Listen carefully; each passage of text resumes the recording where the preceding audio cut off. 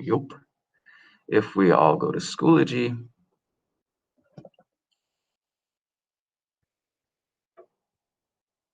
world history, and we've got a whole bunch of things starting to pop up here now. I think that we wanted to go to the World War I DBQ assignment. I'll open this up. So most of you, the vast majority of you, turned in documents A through J to me. You were marking off whether it was militarism or alliances or imperialism or nationalism. And you were also giving me the main idea. I gave you feedback.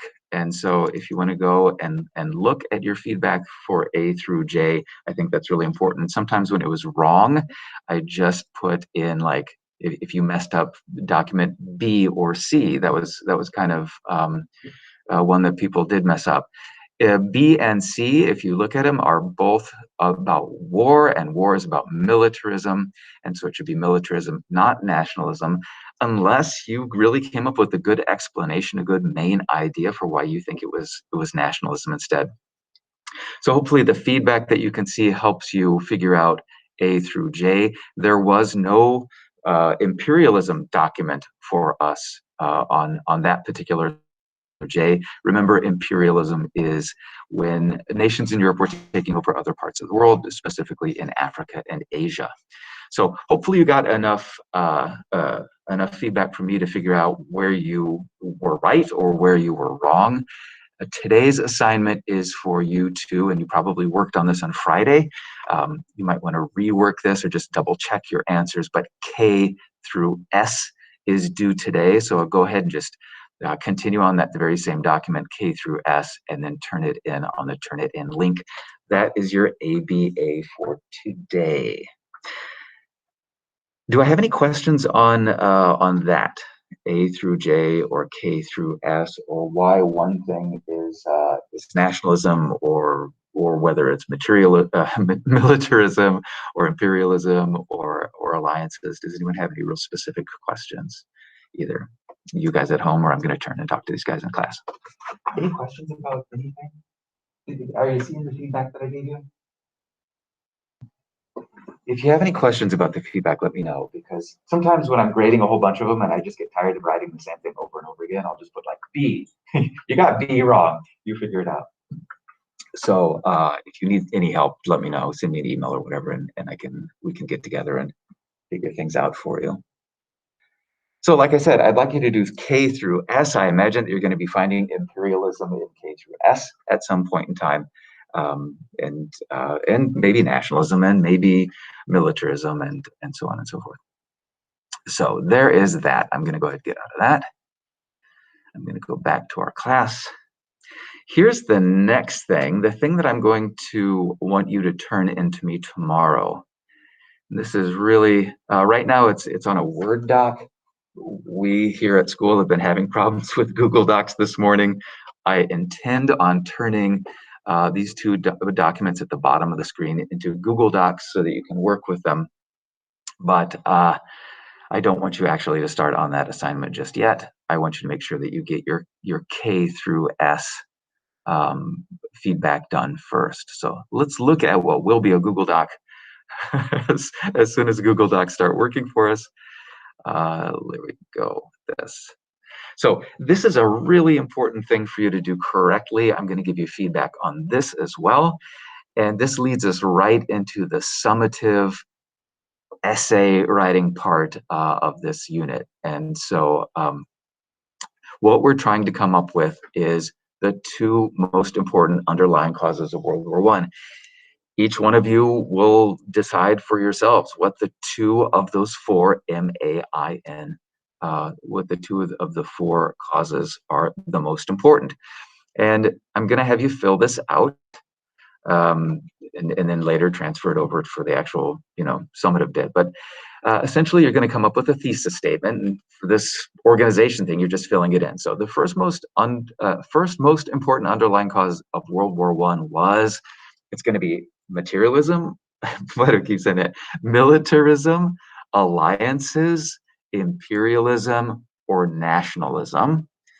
because, and the because part is really important, and the because part is what you have to come up with. I'll give you a point for saying nationalism.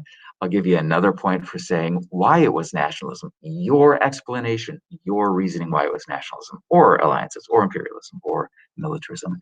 And then you want to do that again. There is a second most important underlying cause. Same thing. So maybe you decide it's militarism and alliances, or maybe you decide it's alliances and imperialism, or nationalism and alliances.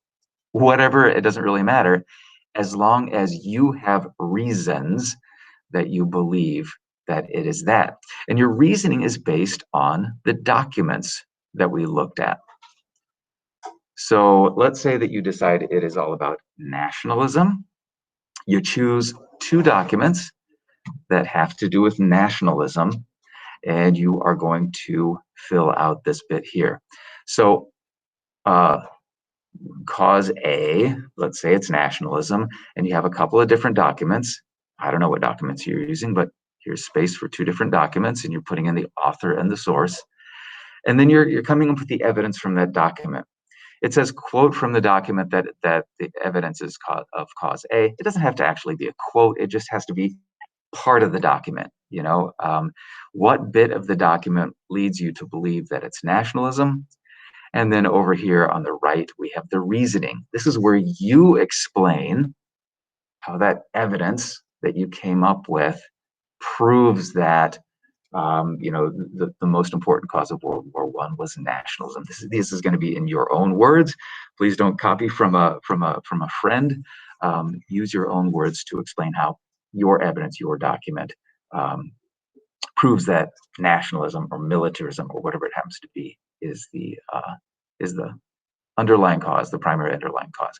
So you're using two documents per idea, or two documents per cause. Here's the first cause, and then here's the second cause. Once again, your evidence on the left, and then your reasoning on the right. A couple of different documents. So out of all those documents, A through S, you're going to be using 4 to prove whichever two claims, or whichever two causes of World War I are the ones that you think are the most important. I will say too, so you got your thesis statement, you fill all of that in. You can see that your topic sentence for A is repeated. And so let's say you say that the first most important underlying cause of World War I was militarism because, and then you come up with something. You're going to repeat that right here. The first most important cause of World War I was militarism because, and then blah, blah, blah, blah. And then once again, you're using evidence and reasoning to support that. And then you have another claim, your second claim there, and then 2 more documents. All right. I need to figure out how confused you are at this point in time. Let me ask the people in class real quick, and then I'll ask you guys at home. Is it kind of clear what we're doing? You get that? Filling out the chart and everything? Okay. I'm getting a lot of head nods. Casey has a question. Is this all for today? So this is what you will be turning in to me tomorrow. The organizational chart is for tomorrow. Documents K through S are your ABA for today, or what I want you to turn in today. I want to give you guys feedback on K through S, so that, you know, if S is militarism and you say it's imperialism, I give you a little bit of feedback so that you're not using it wrongly. The use of these documents, or the check on these documents from Friday's turn in and today's turn in, are to help you guys, you know, write an essay that's correct. So I'd like you to wait till you get your feedback. I'm going to be hopefully getting all of this K through S stuff done today, because you guys are turning that into me as soon as possible. And then tomorrow you can work on this organizational chart. You know that tomorrow is an async day. Are you guys doing any testing tomorrow? Okay, some people are doing testing tomorrow, other people just have the whole day. This is what I want you to work on. This is what I'd like you to turn in tomorrow by the end of the day. Let's say it doesn't have to be 3:30 because it's an async day, and or like it's like a flex day. But I'd like you to work on this. I'd like you to turn it in, and then I have to turn around and give you some feedback on that, and then I'll have you actually write the actual DBQ maybe on Friday I'll have to kind of switch things around a little bit. Okay. Let me ask folks at home then. Friends at home, do you get what we're doing? Or better yet, is somebody completely confused and needs help? Okay. Nobody said anything yet, so that's good. Let me show you another thing. Let me show you actually an example of what I want for this organization chart, and it's down here on the 2021 example. So I didn't fill all of it out, but I did fill out part of it. So here's that thing again. I once again, I don't want to give you any answers, and so I don't want to fill in this thesis statement bit. But I did use a fake document, a document T, just to kind of show you what this might look like. And so let's say there's a document T, and the person who is the source is Friedrich Engels, and he wrote this in 1887. And once again, I don't have the document for you, but let's just say that the document basically says this. Friedrich Engels is predicting that a great war is going to break out. And he says there's going to be a whole lot of destruction that follows it. And he says that the reason that there is going to be a war is because there are 8 to 10 million soldiers in Europe around this period of time. So that's the evidence from the actual document. And then my reasoning is over here on the right, where I say, well, part of militarism is having an arms race and a huge number of soldiers in uniform. It's obvious that European states have huge armies. The 8 to 10 million soldiers Engels mentions were likely to cause World War I. That's my stuff, and the stuff on the left is just what I got from the document, the evidence from the document. So you would do that with 4 documents, A through S, and make sure that the documents are supporting your claim. I think this reasoning bit is going to be the most difficult part of this organization chart, and it's going to be the most difficult part of the actual summative essay. And you may or may not get that point, but hopefully you do. I'll cross my fingers on that. Hopefully, if you fill out this chart and I give you some feedback then too, you'll be able to figure stuff out. Okay. All right. Now, any questions? Crickets. Okay. Here's what I would like you to do then. What are you turning in to me today? Say that again.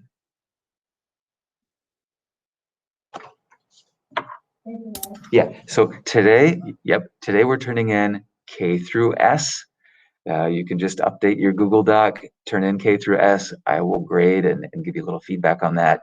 Tomorrow we're not meeting at all, but tomorrow you're working on that organizational chart.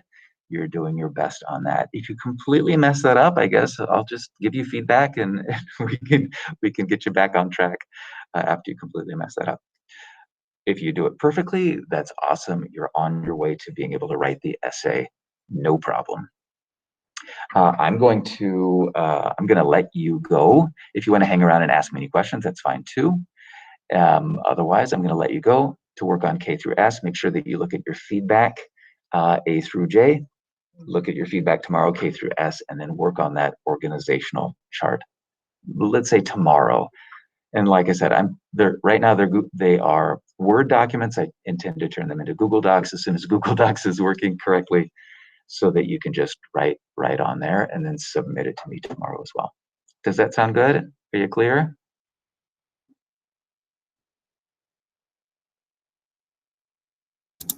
Yeah. Thank you, Taylor. I hope you guys have a really nice day. I hope you do really well on the K through S, and I hope you do well tomorrow on the organizational chart as well. I'll try to give you as much feedback as possible. Have a great day. Thank you. Thank you. I'll still be around if you need to come back and ask questions, okay? All right.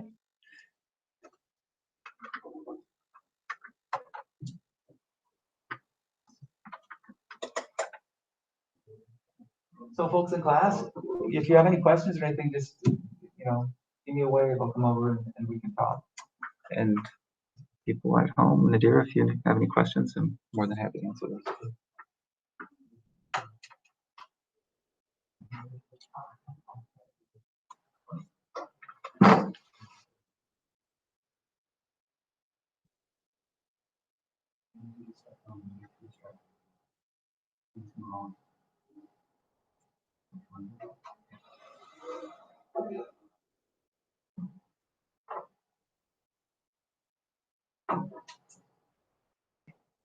Rob, if I'm not mistaken, you guys have right?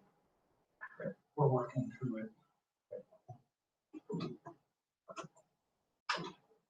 Yeah. All right. Okay. Casey, good. Yeah. My little so sorry, I don't think I looked at this. Yeah. No. Is anyone Google Docs working today? Yeah. I was very frustrated. We got a message that it isn't working for us.